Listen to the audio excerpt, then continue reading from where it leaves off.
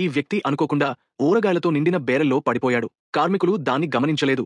దాన్ని మూసేశారు. తరువాత పికిల్ ఫ్యాక్టరీ మూసివేయబడింది. అందరూ వెళ్లిపోయారు. అందువల్ల ఆ వ్యక్తి బేరెల్లోనే చిక్కుకుపోయాడు. 100 ఏళ్ల తరువాత ఇద్దరు అబ్బాయిలు ఆ పాడైన ఫ్యాక్టరీని సందర్శించారు. వారు బేరెల్ మూత తీస్తే లోపల నుండి ఆ వ్యక్తి బయటపడ్డాడు. అతను ఇంకా బ్రతికే ఉన్నాడు. పికిల్ ఉప్పునీరు అతన్ని అద్భుతంగా కాపాడింది. అతని రూపం ఏమాత్రం మారలేదు. బతికేందుకు అతను దోసకాయలతో చేసిన ఊరగాయలు అమ్మి డబ్బు సంపాదించాలని నిర్ణయించుకున్నాడు. అతనికి చెత్తబుట్టలో 2 సంచుల దోసకాయలు దొరికాయి. కొంత పికిల్ రెసిపీ ఉన్న టిన్లను కూడగట్టుకున్నాడు. దోసకాయలు కడిగే సీసాలో వేశాడు. తర్వాత ఉప్పు జోడించాడు. వర్షపు నీరు సీసాలు నింపగానే పికిల్ దోసకాయలు సిద్ధమయ్యాయి. అతను వాటిని ఒక బండిపై పెట్టుకుని వీధిలోకి వచ్చి అమ్మడం మొదలుపెట్టాడు. కొంతసేపటికి తొలి కస్టమర్స్ వచ్చారు.